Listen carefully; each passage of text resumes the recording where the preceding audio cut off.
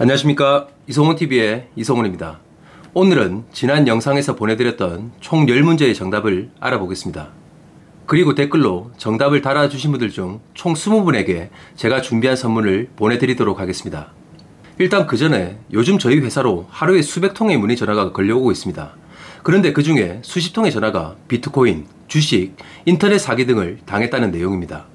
제가 3개월 전에 올려드렸던 영상을 보시면 주식과 부동산을 빚을 내서는 절대 투자하지 말고 다른 사람에게 돈을 맡겨서 투자하지 말라고 영상에서 수차례 말씀을 드렸습니다.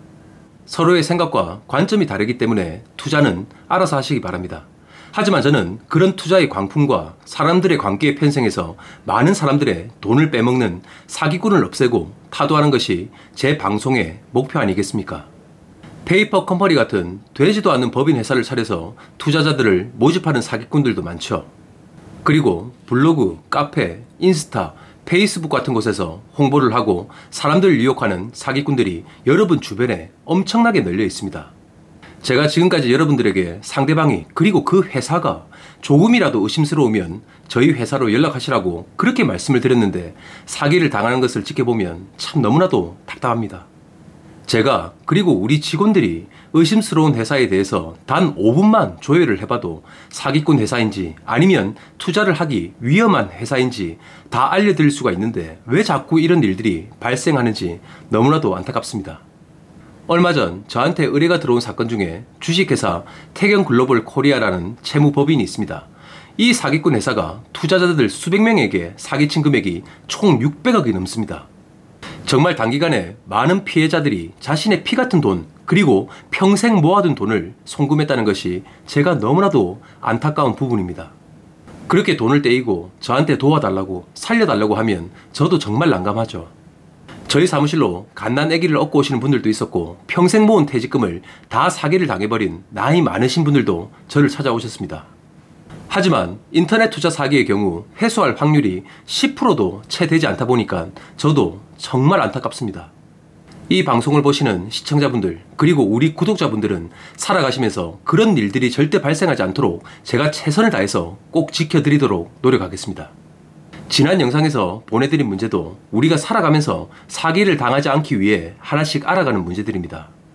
제가 지금 제 사비를 털고 상품을 만들어서라도 여러분이 제발 사기를 당하지 말라고 지금 이렇게 방송을 하고 있는 거 아니겠습니까? 살아가면서 투자를 하고 돈을 많이 버는 것도 중요합니다. 하지만 우리가 살아가다 보면 내 돈을 지키는 것이 더욱더 중요하다고 생각을 합니다. 그걸 잃어버리면 내가 살아온 인생과 내 모든 걸 잃어버릴 수도 있으니까 말이죠. 여러분들의 돈과 삶을 지켜나가는 지혜와 방법을 이성훈TV가 계속 방송으로 알려드리고 싶습니다. 제 방송을 돈을 떼이고 사기를 당하고 나서 찾아오시는 분들이 거의 90% 이상이죠. 하지만 그런 일 자체가 우리 인생에 그리고 내 삶에 절대 일어나지 않도록 평소에 제 방송을 보면서 꼭 대비하시길 바랍니다. 그럼 지난주에 여러분께 내어드렸던 문제의 정답을 같이 알아보겠습니다. 댓글로 정답을 달아주신 분들 중 총 20분에게 선물을 발송해드리겠습니다. 그리고 특히 1등부터 5등을 하신 분들에게는 조금 더 특별한 상품을 배송해드리겠습니다. 자, 그럼 바로 문제로 들어가 보시죠. 자, 첫 번째 문제는 신용정보회사가 채권자에게 수임을 받아서 할 수 있는 업무가 아닌 것을 물어본 문제였습니다. 우선 정답은 4번 채무자 은행 잔고 확인입니다. 이 내용도 채권자분들이 많이 물어보시는 것 중에 하나입니다. 신용정보회사는 채권자의 의뢰를 받고 채무자에 대한 소재 파악, 변제 촉구, 신용조사, 재산조사를 할 수 있습니다. 그리고 변제금을 수령하는 행위까지도 할 수 있죠. 그런데 4번에 나와 있는 채무자 은행 잔고 확인은 불가합니다. 채무자에 대한 신용조사를 진행하면 채무자가 개설한 은행 계좌 및 체크카드 개설 등의 정보가 나오죠. 하지만 채무자 통장 안에 들어가 있는 정확한 통장 잔고는 확인할 수 없습니다. 신용정보회사가 바로 잔고 확인은 할 수 없지만 향후 법적 절차를 진행하면서 확인할 수 있는 방법은 있으니까 실망하지 마시길 바랍니다. 자, 두 번째 문제는 채무자 중 소득이 있는 채무자가 현재 다량의 채무와 고액의 채무를 한 번에 갚을 수 없을 때 채무를 조정함과 동시에 36개월 정도로 분할 변제해 줄 것을 관할 법원에 신청할 수 있습니다. 그 후에 심사와 인가를 받는데 이 절차의 명칭은 무엇일까요? 참고로 얼마 전 채무자의 신청 자격 중 무담보 채권은 5억에서 10억으로 그리고 담보부의 채권은 10억에서 15억으로 증가되었습니다. 이 신청 사건은 무엇인지 물어보는 문제였습니다. 정답은 1번 개인회생 신청입니다. 자, 보기에서 나오는 신용회복, 파산, 면책 등은 개인회생과는 다른 내용들이기 때문에 다음에 또 설명해 드리기로 하겠습니다. 자, 세 번째 문제는 정말 많은 분들이 틀린 문제입니다. 그럼 다 같이 한번 알아볼까요? 일반 민사채권 중 대여금의 경우 채권자가 신용정보회사에 바로 의뢰할 수 없는 원인 서류가 있습니다.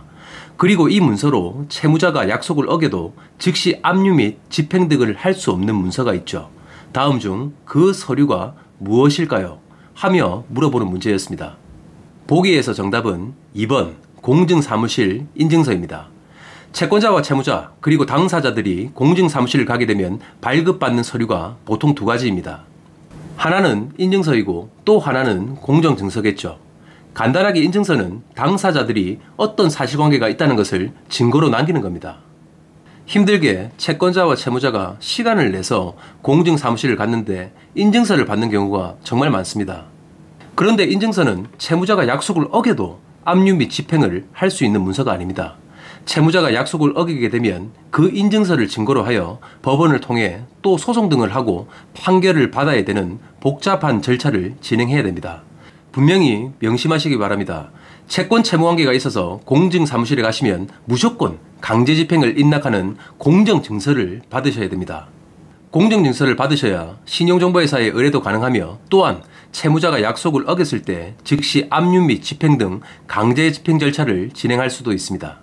자, 네 번째 문제는 채권자의 상거래 채권 중 채무자가 입금 약속을 어겨 신용정보회사를 통하여 채무자에 대한 신용조사 및 재산조사를 실시하였습니다. 재산조사를 실시해보니 채무자가 거래처에서 결제받을 대금이나 부동산 등의 재산이 발견되었습니다. 하지만 소송을 통하여 판결이나 집행 권한을 받아서 압류 및 집행, 경매 등을 실시해야 되지만 기간이 오래 걸려서 채무자가 재산을 도피하거나 팔아버릴 가능성이 존재하기 때문에 그 재산에 대한 보전 처분을 해야 되겠죠. 이런 경우 채권자가 즉시 할 수 있는 법적 절차는 무엇인지 물어보는 문제였습니다. 정답은 4번 가압류 신청입니다. 자, 그리고 다섯 번째 문제는 채권자가 법원에 신청하는 사건 중 채권 채무관계로 채무자의 이의 신청이 없는 사건이나 채무자의 주민등록번호와 송달 가능한 주소지까지 전부 아는 경우입니다. 이 경우 가장 신속하게 득할 수 있는 집행 권한의 종류는 무엇일까요? 정답은 1번 지급명령이겠죠. 지급명령은 집행 권한을 받는 절차 중 가장 신속하게 받는 신청사건입니다. 송달이 잘 되고 채무자의 이의가 없으면 한 달 안에 지급명령 결정이 확정되고 압류 및 집행을 할 수 있는 권리 문서가 나오게 됩니다. 나머지 보기에 있는 판결문이나 화해공고 결정, 소송 비용액 확정 결정, 조정조서 같은 경우는 소송을 통한 진행을 하면서 이루어지는 조치라고 보시면 됩니다. 그리고 지급명령에 비하여 엄청난 시간이 걸리는 절차들입니다. 자, 그리고 여섯 번째 문제는 50분이 넘는 많은 분들 중에 딱 2명만 맞춘 문제입니다. 이 문제는 96%가 틀린 문제인 만큼 엄청난 난이도가 있는 문제였던 것 같습니다. 왜 틀렸는지 한번 같이 알아볼까요? 자, 문제를 보시면 채권자와 채무자가 소송을 진행하는 과정 중 조정이 진행되었습니다. 그리고 조정실에 조정위원 앞에서 상호 합의하고 조정을 했죠. 이런 경우 조정이 성립되고 조정조서가 송달되어 올 것입니다. 하지만 채권자나 채무자가 다시 생각을 해보니까 조정한 내용들이 불합리하고 억울하다고 생각하여 법원에 그 사정에 대해서 설명하고 조치를 취하려고 합니다. 할 수 있는 조치는 무엇인지 물어보는 문제였습니다. 일단 보기에서 정답은 2번 없다입니다. 많은 분들이 이 내용에 관하여 문의를 많이 하십니다. 막상 소송 진행 과정 중 조정실에 가서 조정을 하고 조정이 성립되는 경우가 많죠. 그런데 집에 와서 생각해 보니까 조정을 잘못한 것 같고 더 많은 돈을 요구해야 되는데 하며 후회를 하거나 아쉬운 마음도 생기기 마련이죠. 하지만 조정이 성립되고 법원을 나오면 이제 그 사건에 대한 이의나 불복을 할 수 없습니다. 다음에 배울 조정 가능 결정이나 화해 공고 결정 등과는 완전히 다릅니다. 법원에서 강제로 조정이나 화해를 공고하는 것과는 완전히 반대입니다. 직접 조정실에 가서 조정을 진행하고 성립이 되면 그에 따른 이의 등을 할 수 없습니다. 그렇기 때문에 이번에 나와 있는 당사자가 할 수 있는 조치는 없다입니다. 그래서 조정 기일 전 상대방의 재산이나 경제활동, 심리 등을 잘 알아보고 조정을 현명하게 준비하시기 바랍니다.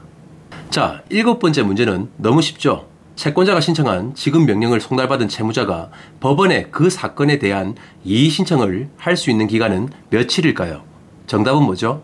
4번 14일입니다. 제 방송 구독자 중에 혹시 이 문제를 모르는 분은 없으시겠죠? 자, 8번째 문제는 소송사건에서 전액 승소한 채권자가 채무자를 상대로 소송에 들어간 변호사 비용, 감정 비용, 송달료, 인지대 등 소송 진행 비용을 청구하려고 합니다. 이 신청사건의 명칭은 무엇일까요? 정답은 3번 소송 비용액 확정 신청입니다. 자, 9번째 문제는 6번 문제에 이어 가장 많이 틀린 문제입니다. 이 문제는 정말 모르시는 분이나 헷갈려 하시는 분들이 많은 문제였습니다. 그럼 다 같이 문제를 한번 보시죠. 채권 채무 관계에 있어 정말 중요한 것이 소멸시효겠죠. 이 소멸시효가 지나면 채권 자체가 사라져 버립니다. 그리고 판결문의 소멸시효는 언제부터 시작이 될까요? 기산일이 언제부터일지 다음 보기에서 골라보십시오. 이렇게 말씀드린 문제입니다. 정답은 3번 판결이 확정된 시점입니다. 내 소중한 돈과 채권의 소멸시효가 시작하는 시점은 판결이 확정된 시점입니다. 자, 마지막 10번째 문제입니다. 이 문제는 정말 황당한 경우입니다. 문제를 보면 조정이나 판결 등에 따라 채무자가 채권자에게 돈을 변제를 하려고 합니다. 하지만 채권자가 연락도 되지 않고 계좌번호도 모르는 상황입니다. 이대로 두면 연 12%의 법정 이자가 발생할 것입니다. 난감한 채무자가 법원을 통해 할 수 있는 조치는 무엇일까요? 정답은 1번 변제공탁입니다. 제가 예전에 이런 채권자분을 봤습니다. 소송을 진행하고 일부 승소를 했죠. 그런데 채무자에게 돈을 받을 생각을 하지 않는 겁니다. 그 이유가 채무자가 재산과 능력이 있는 사람이기 때문에 돈을 받는 건 별 문제가 없다는 이유였습니다. 요즘같이 은행 금리가 낮은 시대에 채무자가 변제를 하지 않으면 연 12%의 법정 이자를 가산하여 받을 수 있다고 생각을 하고 계셨죠. 그런데 그 금액이 소액이면 얼마 되지 않겠지만 금액이 고액이면 연 12%의 이자는 엄청나다는 겁니다. 그런 상황에서 채무자가 변제를 하려고 채권자에게 연락을 했는데 채권자는 연락을 일부러 안 받았죠. 채무자는 채권자의 계좌도 모르는 상황이 되어버렸습니다. 할 수 없이 채무자분은 주변의 법률 자문을 구했죠. 그리고 채무자분은 법원을 통해서 변제 공탁을 했습니다. 채무자는 변제 공탁을 함으로써 모든 채무를 변제하고 자유롭게 살아갈 수 있었습니다. 참고로 보기 2번에 나와 있는 집행공탁은 채무자가 받을 채권을 채권자가 채권 압류 및 추심 명령을 진행한 사건에서 제3채무자가 법원을 통하여 진행하는 것이 집행공탁입니다.